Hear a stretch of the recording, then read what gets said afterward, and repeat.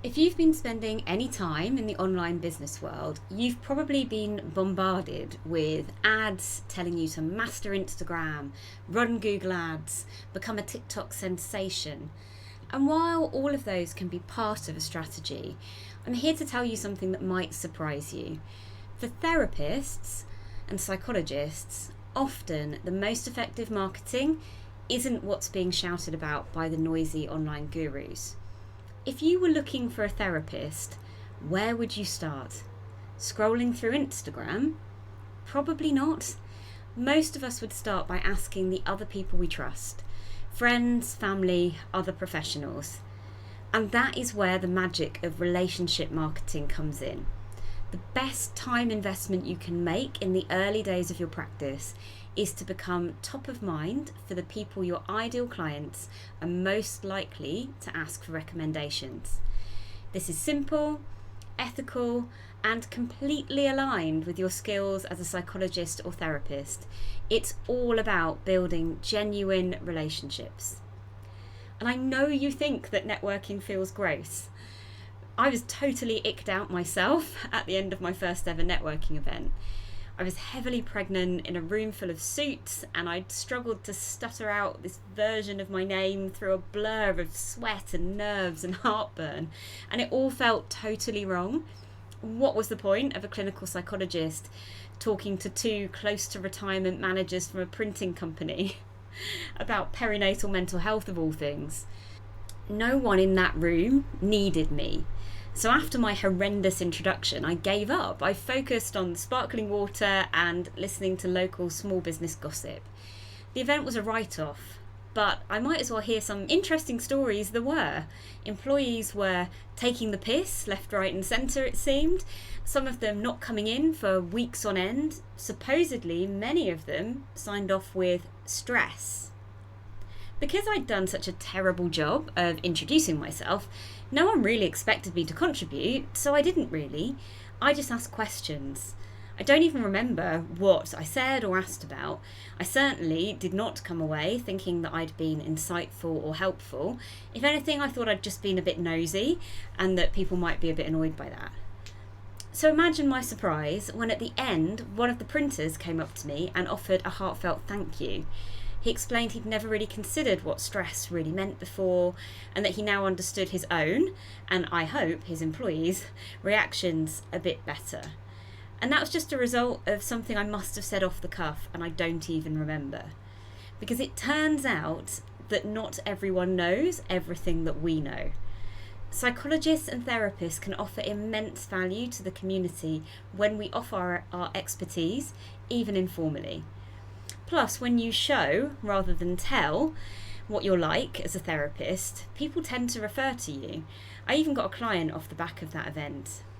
Building networks is miles more powerful than social media because it's a two-way conversation.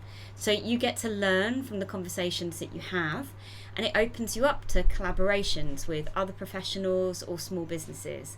And we're so much stronger when we work together. You also become that person that's recommended by a friend or trusted professional, and that is everybody's first preference when they're being as vulnerable as we are when we go for therapy. So the principles that make it work. Firstly, you want to build community connection through local business networking. It can be gross if it's done the wrong way, but it can also benefit everybody in the room.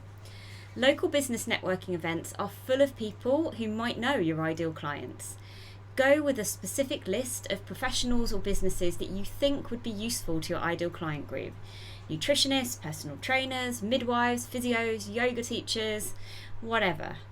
And your goal is to find out enough about their business to decide if you would refer to them. If you approach it with an intention to give referrals, you'll very often find they want to refer to you too. And if an event isn't attracting the right people, don't keep going back out of obligation. Find a different one next month because your time is precious. Join local mental health professional groups and collaborate. Don't compete. I'm a firm believer that there's no such thing as competition in our field because unfortunately there are more than enough people who need our services. Building that network of other local professionals is absolutely invaluable, because these are the people that you can refer to if you're over capacity or if a client needs a different specialism.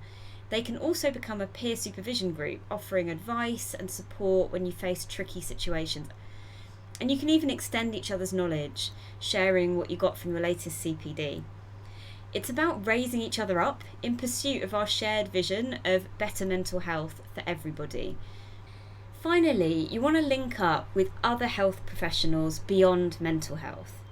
Think about who else might encounter your ideal client in the health system. Private GPs, specialists, even school nurses.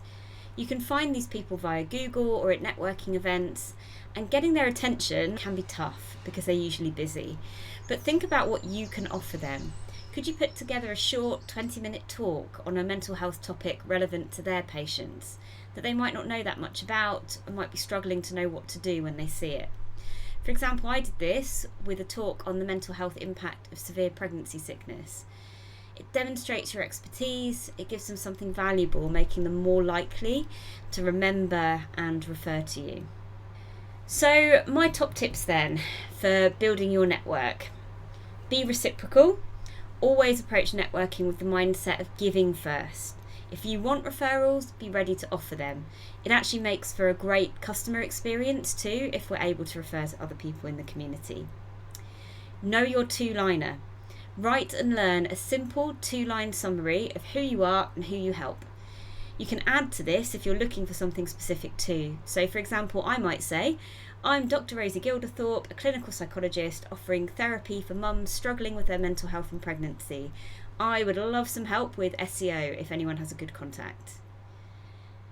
Preparation is absolutely key. What do you want to get out of this event? Are you looking for a new service provider for your business, like me with SEO back there? What is it you're there for? People are inherently reciprocal. If you work with somebody in the group, they and others are much more likely to refer to you. So if there's something you need, let the group know. And it can only benefit your business and the local small business economy too.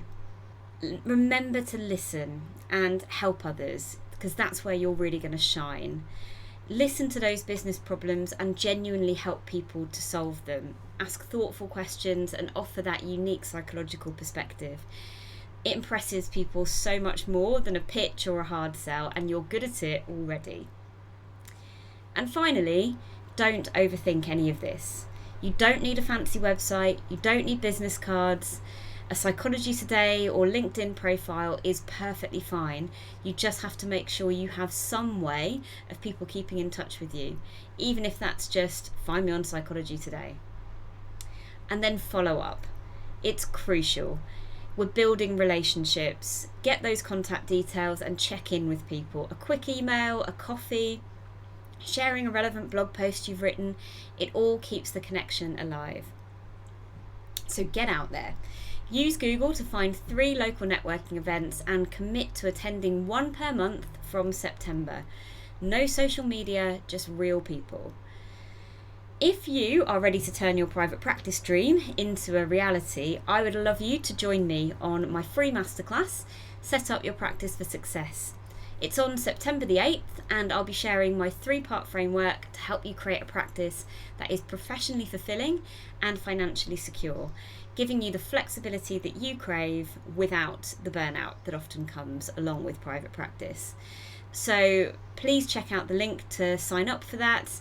It will be below this video or on the Substack article if you're with us on Substack.